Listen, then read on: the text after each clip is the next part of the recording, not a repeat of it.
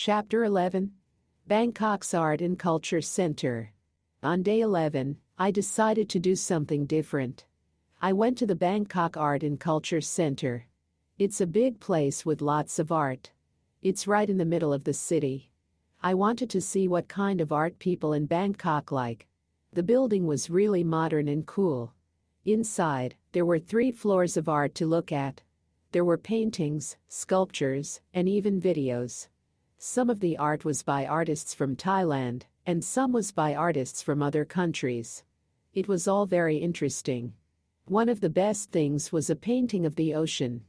It looked so real, like you could jump into the water. Another cool thing was a sculpture made out of old bike parts. It was amazing to see how someone could turn trash into something beautiful. While I was looking at a painting of a market, a lady started talking to me. Her name was Lynn, and she was from Bangkok. She knew a lot about art and told me about some of the artists. It was really nice to learn from her. Lynn and I walked around the center together. She showed me her favorite pieces of art and told me why she liked them. It was fun to see things through someone else's eyes. After looking at all the art, Lynn and I went to the cafe in the center. We had some coffee and talked more. She told me about other places in Bangkok to see art. I was really happy to make a new friend who liked art as much as I did. Visiting the Bangkok Art and Culture Center was a great way to spend the day. I saw a lot of beautiful art and met a new friend. It was a good break from the busy streets of Bangkok. I learned that there is art everywhere, you just have to look for it. Chapter 12. Exploring Bangkok's Canals. On my 12th day in Bangkok, I decided to explore the city's famous canals. I had read that the canals were like Bangkok's old roads. People used to travel and send goods along these waterways. I thought it would be a cool way to see a different side of the city. In the morning, I went to a place where you can get on a long tailboat. These boats are long and thin, and they move really fast. When our boat started moving, it was so exciting. The wind felt nice because it was a hot day. We moved through the canals, and I saw many things. There were small houses right next to the water. Some people were selling food from their boats, just like a floating market. Kids were playing in the water, and it looked like so much fun. Our guide on the boat told us about the canals. He said long ago, before there were many roads, these canals were super important for moving around Bangkok. He pointed out some old buildings that looked very different from the big city buildings. One of the coolest things we saw was a hidden temple. It was not big, but it was very peaceful and pretty. We stopped there for a little while. I took many pictures because it was so beautiful. On the boat, I met a couple from France. They were on vacation like me. We talked about the places we had visited in Bangkok. It was nice to share stories with them. After the boat trip, I felt like I had seen a secret part of Bangkok. The canals were so quiet and calm, very different from the busy streets. Exploring the canals was one of my favorite things in Bangkok. It showed me how people live in a big city, but still have quiet, beautiful places to enjoy. I was really happy I decided to do it. It was a day I will remember because it was so different and fun. Chapter 13. Jim Thompson House Museum. On day 13, I visited a special place in Bangkok called the Jim Thompson House Museum. Jim Thompson was an American who came to Thailand and helped start the Thai silk business. He had a big house in Bangkok that is now a museum. I wanted to see it because I heard it was very beautiful and interesting. I took a taxi to the museum in the morning. The museum was in the middle of the city but felt like a hidden jungle. There were lots of trees and plants around. It was very peaceful. When I got there, I joined a group tour. Our guide was a nice lady who knew a lot about Jim Thompson and his house. She took us inside, and I was amazed. The house was made of teak wood and was very big. It had lots of art from Thailand and other places in Asia. Everything looked old and valuable. The guide told us stories about Jim Thompson's life and how he disappeared. No one knows what happened to him. It was a mystery that made the house even more interesting. We saw the silk that made Jim Thompson famous. There were scarves, shirts, and other things made from silk. They were very pretty and colorful. I learned that making silk takes a lot of work. After the tour, I walked around the garden. It was nice to see so many plants and flowers. I felt very relaxed and happy there. Before I left, I went to the gift shop. I bought a silk scarf for my mom. It was a bit expensive, but it was beautiful. I thought it would be a nice gift from Thailand. Visiting the Jim Thompson House Museum was a great way to spend the day. I learned about Thai silk, saw beautiful art, and enjoyed the quiet garden. It was different from other places in Bangkok and showed me a part of Thai history. I was glad I went there. It was a day full of new things to see and learn. Chapter 14. Bangkok Street Food Scene. On day 14, I decided to explore Bangkok's famous street food. I had heard so much about how tasty and unique Thai street food was. I was really excited to try it for myself. In the evening, I went to Chinatown. This place is known for having some of the best street food in Bangkok. The streets were crowded with people. There were so many food stalls everywhere. Each stall had different kinds of food. The smells were amazing. It made me very hungry. First, I tried a dish called pad thai. It's a type of noodle with shrimp, peanuts, and lime. It was cooked right in front of me. It tasted so good. It was a little bit spicy but very delicious. Next, I tried something sweet called mango sticky rice. It was sweet rice with fresh mango on top. They poured coconut milk over it. It was sweet and creamy. I loved it. I also saw a stall selling grilled squid. It looked interesting, so I tried it too. It was a bit chewy but very tasty. The sauce on it was a little spicy. While I was eating, I talked to a family from Thailand. They were very friendly. They told me about other Thai dishes I should try. They also showed me how to eat some of the food the right way. It was nice to meet them and learn from them. After trying a few more snacks, I was full. The street food in Bangkok was some of the best food I had ever eaten. Everything was so flavorful and fresh. Walking back to my hostel, I thought about all the new foods I had tried. I was happy I went to Chinatown and experienced Bangkok's street food scene. It was a fun and delicious way to spend my evening. I couldn't wait to try more Thai food in the days to come. Chapter 15. Lumpini Park Relaxation. After many busy days exploring Bangkok, I decided to have a relaxing day. I went to Lumpini Park, a big beautiful park in the middle of the city. I heard it was a good place to relax and see a different side of Bangkok. In the morning, I packed a small bag with water and a book. Then, I took the subway to get to the park. The subway was easy to use and very clean. When I arrived at Lumpini Park, I was surprised. It was so big and green. There were trees, flowers, and a big lake. It felt very peaceful, even though it was in the middle of a busy city. First, I found a nice spot under a tree. I sat down and started reading my book. It was nice to sit quietly and enjoy the nature. Many people were jogging or riding bikes. Some were doing exercises or yoga on the grass. It was nice to see people enjoying the park. After a while, I decided to walk around the park. I saw a big monitor lizard near the lake. It was a bit scary, but also very interesting. I had never seen such a big lizard before. I took some pictures from a safe distance. Then, I rented a small boat to row on the lake. The boat was a bit old but worked fine. Rowing on the lake was fun and relaxing. I could see the whole park from the lake. It was very beautiful. While I was in the boat, I met another person rowing. His name was Tom, and he was from Bangkok. He told me he came to Lumpini Park often to exercise and relax. He showed me some good places in the park that I hadn't seen yet. Tom was very friendly and knew a lot about the park. After rowing, Tom and I walked together in the park. He showed me a quiet garden that I hadn't noticed before. It was very pretty and had many different flowers.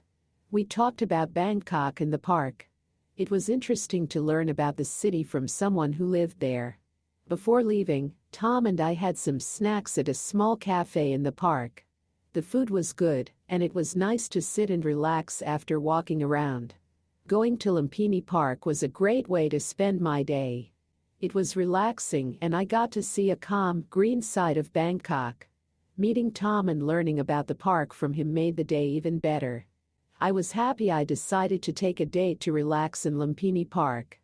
Chapter 16. Muay Thai Match. On my 16th day in Bangkok, I did something really exciting. I went to see a Muay Thai match. Muay Thai is a type of fighting from Thailand. It's very popular and a big part of Thai culture. I had never seen it before, so I was looking forward to it. I bought a ticket for a match at Lumpini Stadium. It's one of the best places to watch Muay Thai. The stadium was big and there were lots of people there. Some were tourists like me, but many were locals who really love Muay Thai. Before the match started, there was music and a dance. The fighters did this dance. It's part of the tradition of Muay Thai. It was very interesting to watch. They looked very focused and serious. Then, the match started. It was very fast and exciting. The fighters used their hands, feet, knees, and elbows. I was amazed by how strong and quick they were. The crowd cheered a lot. They got really loud when a fighter made a good move. I sat next to a man from Thailand. His name was Eek. He told me he watches Muay Thai all the time. He explained some of the rules to me and told me about some famous Muay Thai fighters. Eek was very nice and I learned a lot from him. Watching the match was intense. Sometimes, I felt a bit scared because the fighters hit each other hard. But it was also very cool to see. There was a lot of respect between the fighters. After the match, they hugged and raised each other's hands. That showed good sportsmanship. After the match, I talked more with Eek. He asked me what I thought about Muay Thai. I told him I thought it was very exciting and that I had a great time watching it. Eek smiled and said he was glad I enjoyed it. Going to see a Muay Thai match was a great experience. It was something new for me, and I got to learn about an important part of Thai culture. I was happy I decided to go. It was one of the most exciting nights I had in Bangkok. Chapter 17. Asiatique the Riverfront. On my 17th day in Bangkok, I decided to visit Asiatique the Riverfront. It's a big outdoor market by the river. It has shops, restaurants, and even a big Ferris wheel. I read it was a fun place to go at night, so I was excited to see it. I took a boat to get there. The boat ride was cool because I could see the city from the water. When I arrived at Asiatique, it was already busy with lots of people walking around. The first thing I saw was the Ferris wheel. It was huge and lit up with many lights. I decided to ride it. From the top, I could see all of Bangkok. It was so beautiful at night with all the lights. After the Ferris wheel, I walked around the market. There were so many shops selling different things like clothes, souvenirs, and handmade crafts. I bought a small elephant statue because it looked cute and reminded me of Thailand. I was getting hungry, so I went to look for food. There were many food stalls and restaurants. It was hard to choose because everything looked good. I decided to try some Thai dishes that I hadn't had before. I ate pad see ew, which is like a noodle dish, and it was very tasty. While I was eating, I heard music. I followed the sound and found a small stage where a band was playing. They were really good. I stayed and listened to them for a while. People were dancing and having a good time. It was a nice atmosphere. At one of the shops, I met a lady who was selling beautiful jewelry. She told me she made it all herself. We talked for a bit, and she told me about living in Bangkok and working at Asiatique. She was very friendly, and I ended up buying a bracelet from her. Visiting Asiatique the riverfront was a lot of fun. I enjoyed the Ferris wheel, the shopping, and the food. It was a nice way to spend the evening. I liked seeing a different side of Bangkok, one that was more modern but still very Thai. It was a good end to another great day in the city. Chapter 18. Erawan Shrine Visit. On my 18th day in Bangkok, I decided to visit the Erawan Shrine. It's a famous shrine in the city where many people go to pray and make wishes. I had heard it was a beautiful place, and I was curious to see it for myself. The shrine was in a busy part of Bangkok. Even though it was in the middle of tall buildings and busy streets, the shrine felt peaceful. There were lots of flowers and incense sticks burning. The smell was very nice. When I got there, many people were at the shrine. Some were tourists like me, but most were Thai people who came to pray. I watched how people made their prayers.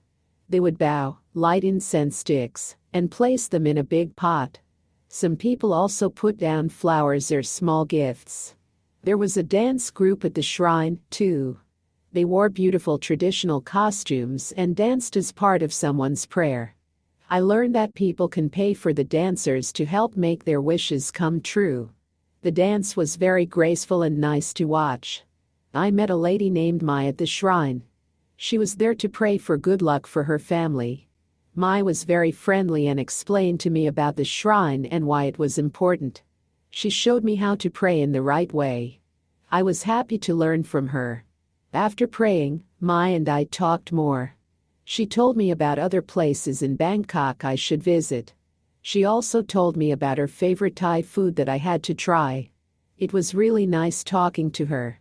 Meeting Mai made my visit to the shrine even more special. Visiting the Erawan Shrine was a very good experience. It was interesting to see a different part of Thai culture. The shrine was not only beautiful, but also a peaceful place in the busy city. I was glad I went there. It made me think about the things that are important in life. My day at the shrine was one I would remember for a long time. Chapter 19.